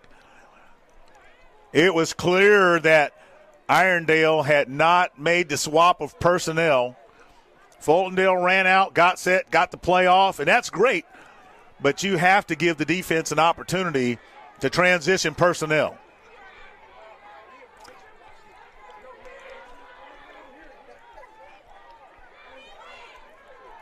Now, it's one thing if they try to make a last-second substitution after they're set. There's a number of ways you can get away with that. But that is not it.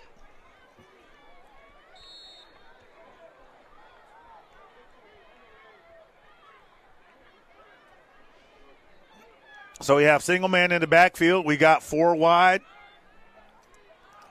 Irondale has 2 deep safeties. Nobody's in motion, man coverage. There's the handoff. They go right up the middle.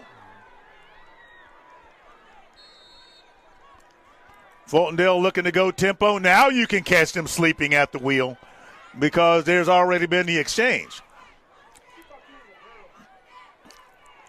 But Fultondale's getting themselves set. There's the quick out. They go out of bounds to stop the clock with 2:25 remaining.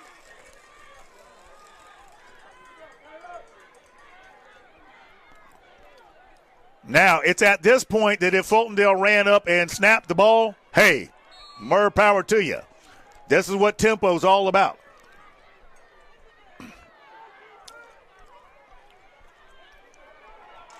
Fultondale breaks one up the middle.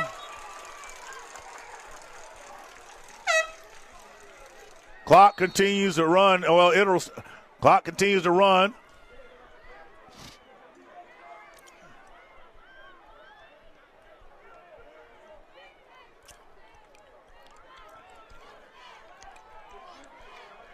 Fultondale running. Clock is now under 2 minutes.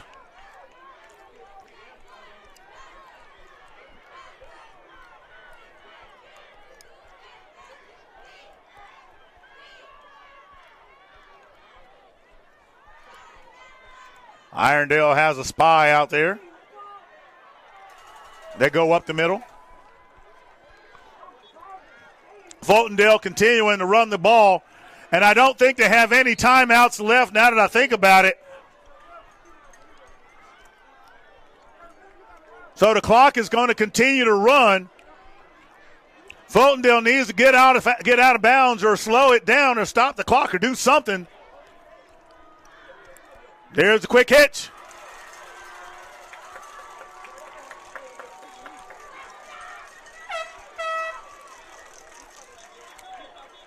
Once that ball is set, that clock starts all over again.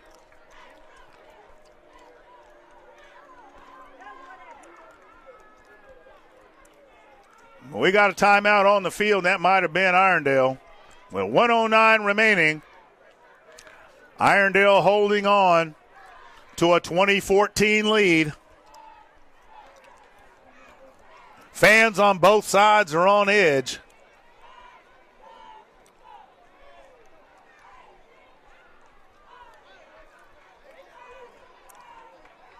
Fultondale fans did not expect this tonight. Fultondale has been dominant a lot of this season.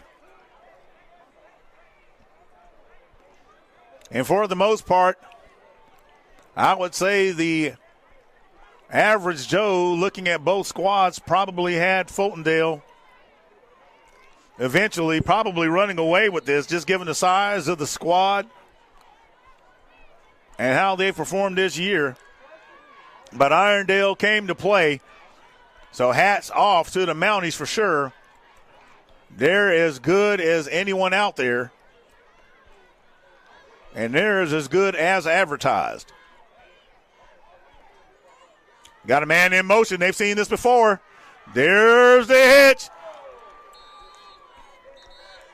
And that pass is going to fall incomplete. Clock stops at 1:02 left in the game.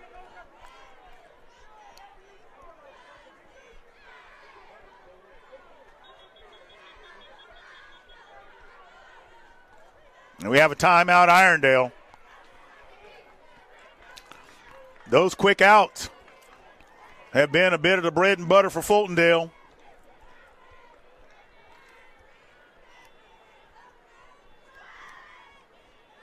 Ball is at the 25-yard line.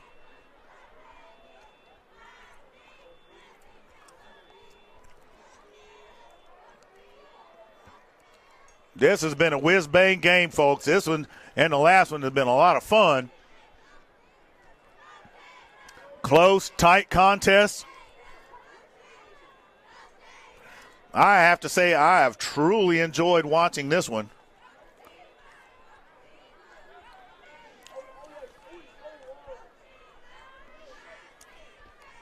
So here we go. 2nd and 10 at the 25-yard line. They go into motion. They better cover them up. They're trying to overload the right side.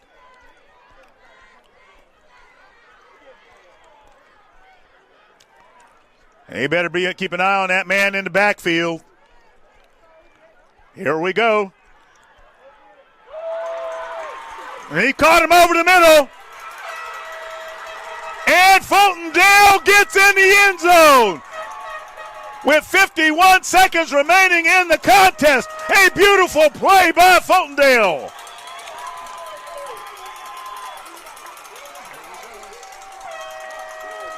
A perfect pass. The defender loses his feet.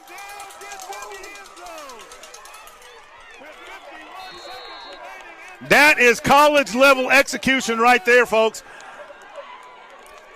Now here it comes where it gets critical. The conversion.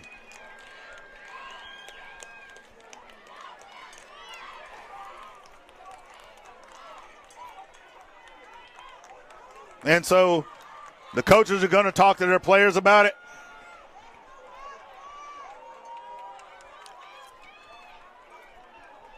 This has been a whale of a game.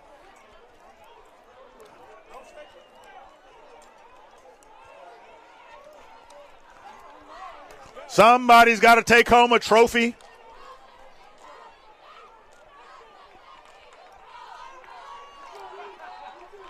This game has been everything and then some. Let's run that replay one more time if we can. That has to be the play of the game. A high school or college coach ought to take note.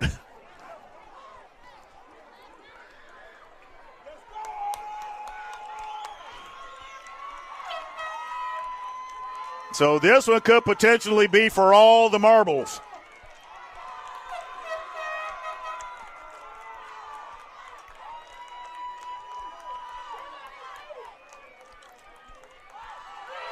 And the conversion is good.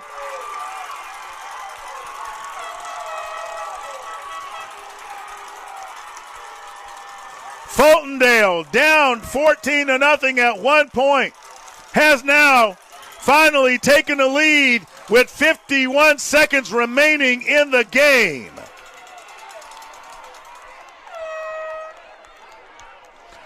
But there still is 51 seconds remaining in the game. It is not over yet.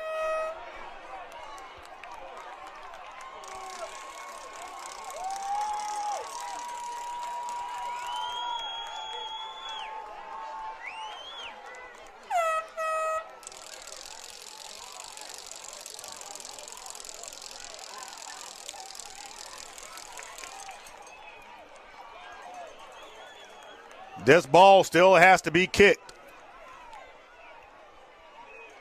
And there is no quit in Irondale.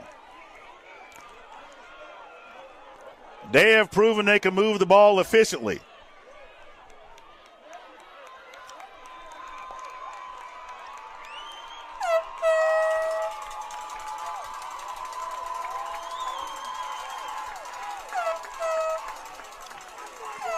We're about to find out.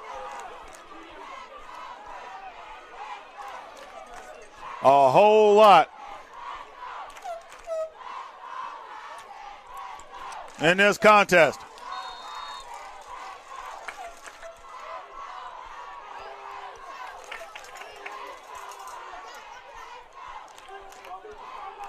Interesting setup. They kick it short.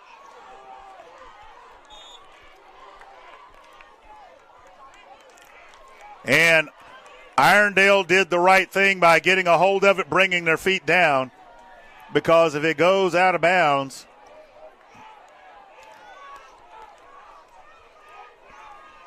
they actually get it further up the field, and just letting it just matriculate out of bounds. So 50 seconds on the clock.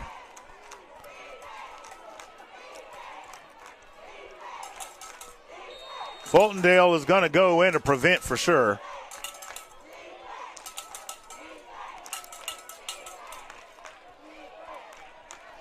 One second.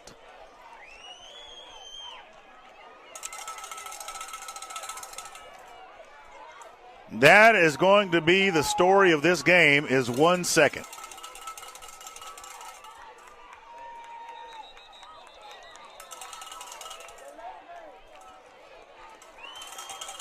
And it looks like there's going to be a false start against Irondale.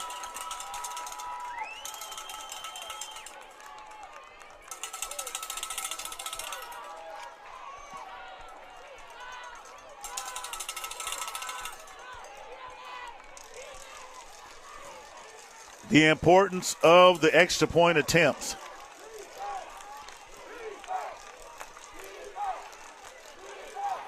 This game here, if you're not exhausted after watching this one, I don't know who you are.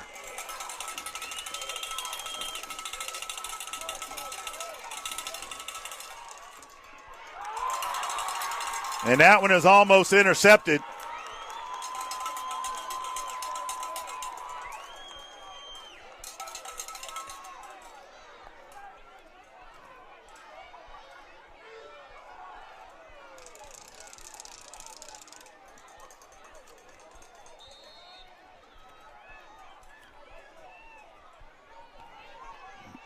Irondale trying to come up with something with 44 seconds remaining in the game.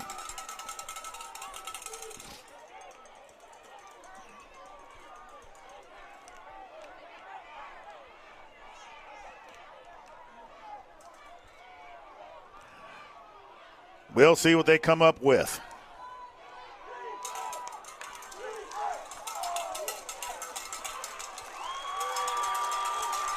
Fultondale's defense chomping at the bit.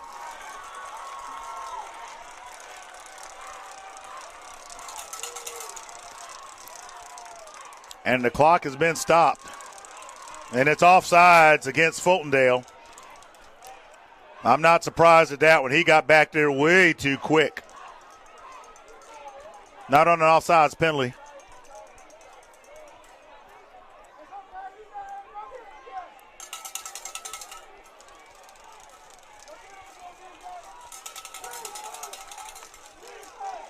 Oh, pardon me. I thought I heard someone say the clock needs to be running, and I said not on offsides penalty. Clock stops on a penalty. So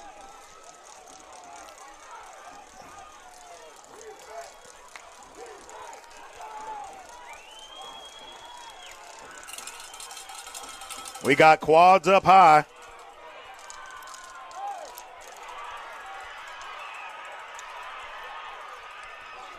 And Irondale moves the sticks and gets out of bounds. Remember what I said about getting chunks of yards. They can do it. 36 seconds on the clock.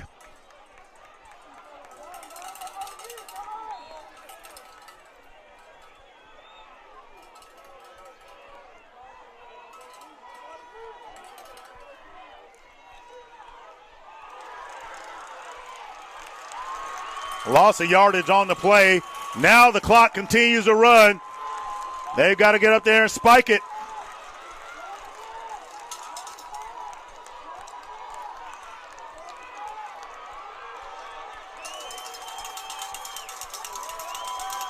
Well, folks, this is going to do it. Fultondale is going to manage to get a championship. Clock still running.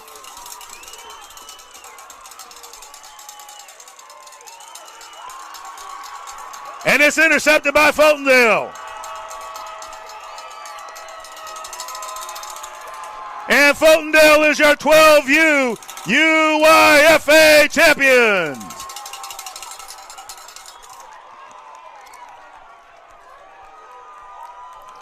No matter how you slice it, I don't care what side gets a trophy. These boys are champions all the way.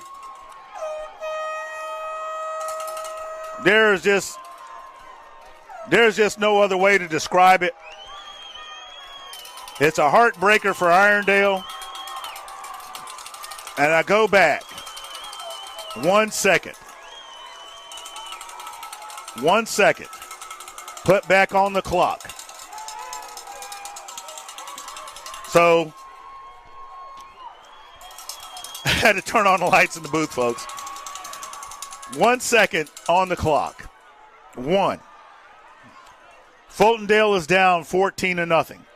Momentum in Irondale's favor. 1 second. Fultondale scores to go into the half. They tie the game up. Irondale did not lay down. Fultondale had to work for everything they got.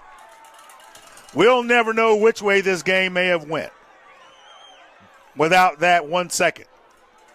But that being said, it is what it is. Fultondale is your 12U champions. Well executed on both sides of the ball. We'll have to wait and see what they bring next year. I tell you what, I'm exhausted watching that one and the previous contest. We thank you for hanging with us. We hope you watched all 4 of them today. All of them were great. All of these boys are champions, no matter how you slice it. Moxie Media thanks you. We appreciate you because without you, there's no us. I'm Freddie Flowers, the voice of the Cougars. Good night. God bless you all. And we'll see you at the next one.